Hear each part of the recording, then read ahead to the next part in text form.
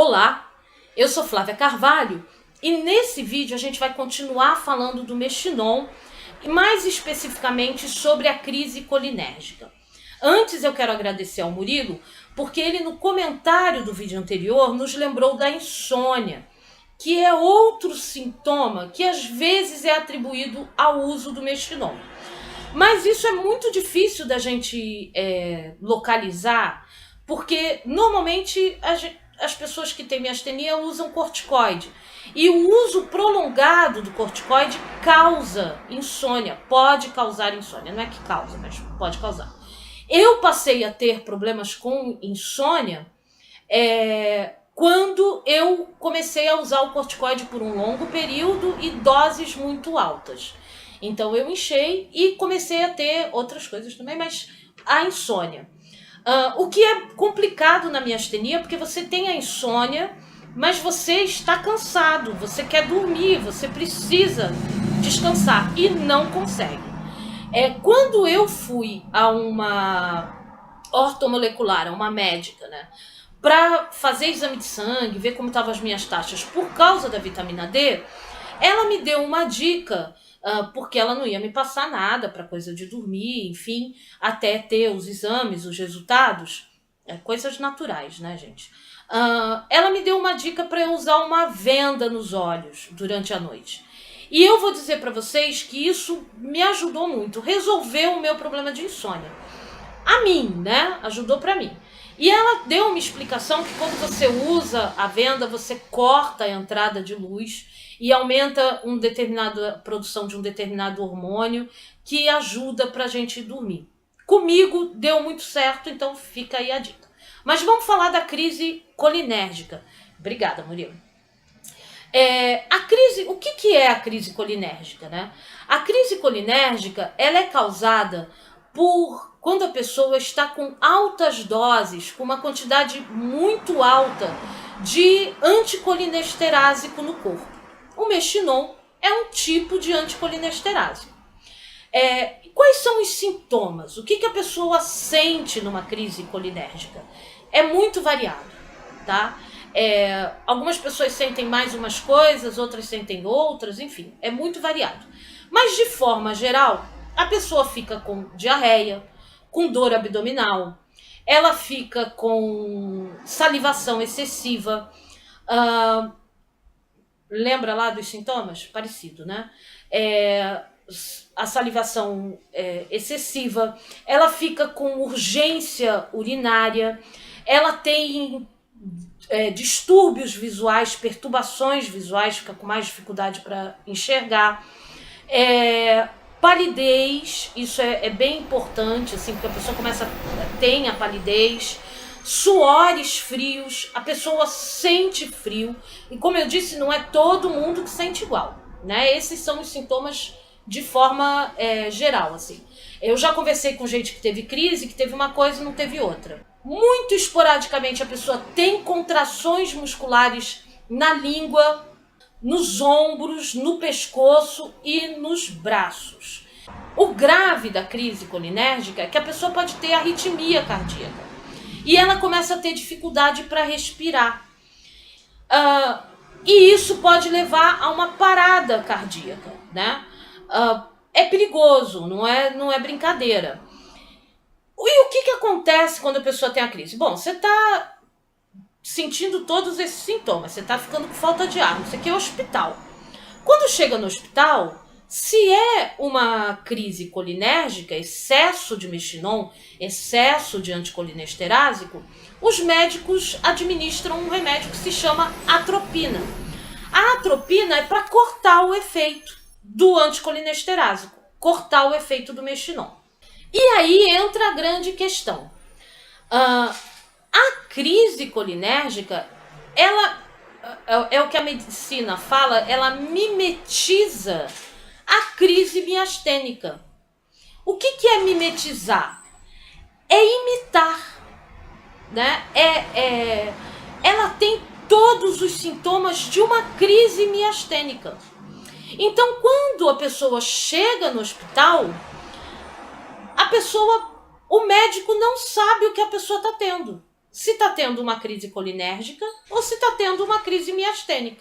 Uma das primeiras coisas que se faz quando você chega no hospital com a crise miastênica é te dar uma dose de anticolinesterase para dar uma melhorada. Mas se você estiver tendo a crise colinérgica, te dar outra dose de anticolinesterase vai piorar a crise. Então essa é uma situação muito complicada. Por isso eu falei no primeiro vídeo da importância da gente seguir a orientação médica com relação ao protocolo de tomar o Mexinon. O Mexinon tem uma característica de quando você está melhor, você não precisa tomar tanto Mexinon. E você está usando e está melhorando da miastenia porque você está melhor mesmo, porque você está usando outros medicamentos. E aí você continua tomando aquela dose inicial e pode se avolumar, pode ficar muito. Combine com o seu médico como é que você controla essa dosagem. Quais são as possibilidades? Então, eu vou dar um exemplo do meu protocolo. O meu protocolo hoje são 4 doses no dia de Mexinon. É o que está receitado. São 4 comprimidos de 60 miligramas dia, né? Com intervalos, claro.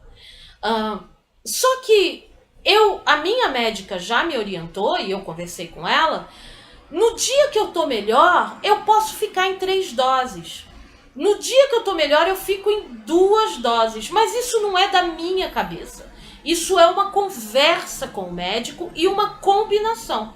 Assim como ela me orientou, por exemplo, de quando eu vou fazer uma atividade mais intensa, ou quando eu vou quero fazer alguma coisa, vou sair, enfim, e que eu não estava tão bem, ela me orientou para então eu avaliar a possibilidade de eu tomar 2 comprimidos. Isso nunca me fez bem.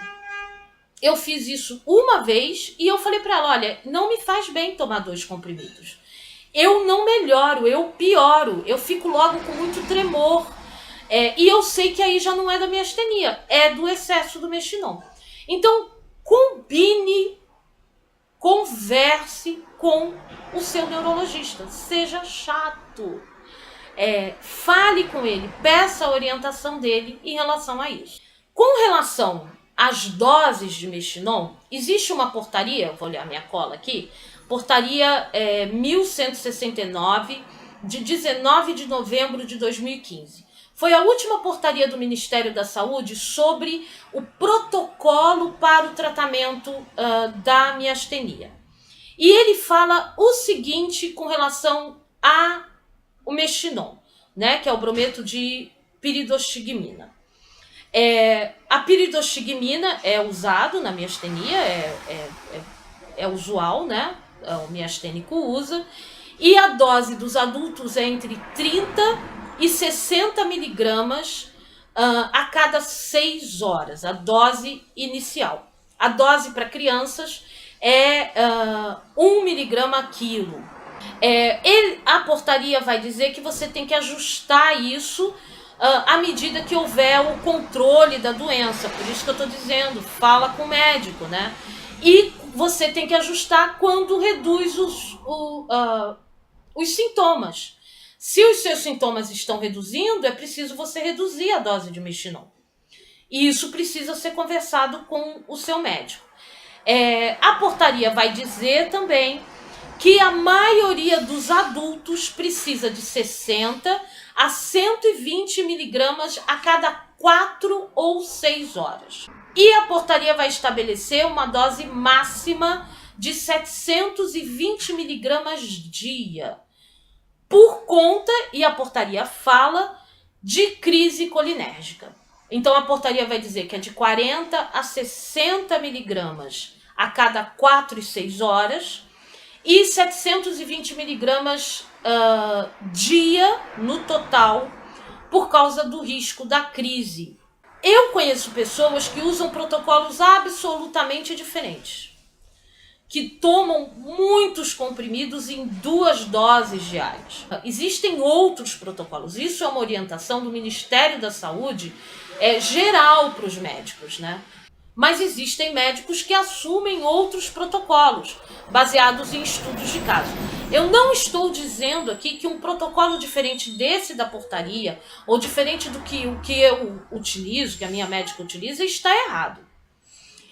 O que eu estou dizendo é que o médico assume o protocolo e é preciso que você conheça e questione, pergunte. Tá, doutor, mas quando eu me sentir melhor, o que eu devo fazer? Eu continuo tomando? Eu paro de tomar? Eu diminuo a medicação? Por que o doutor está colocando essa dosagem? Qual é a lógica disso? Quer dizer, você entender, porque se você não se defender, você precisa assumir a responsabilidade, né? A gente já terminando, o Mestinon leva, em média, 30 a 40 minutos para fazer efeito, né? E ele dura, em média, esse efeito de 4 a 6 horas no nosso organismo.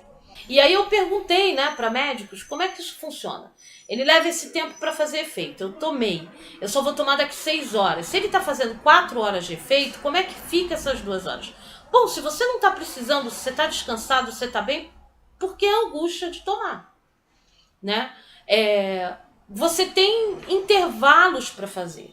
Existem outros tipos de colinesterase, de anticolinesterásico, não é só o Mestinon.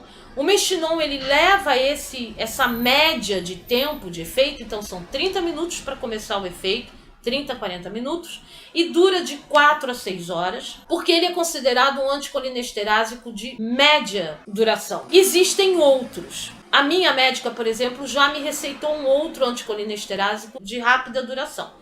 No próximo vídeo, eu vou falar sobre outro assunto, eu vou falar das coisas que estão acontecendo comigo e que eu tô tão bem.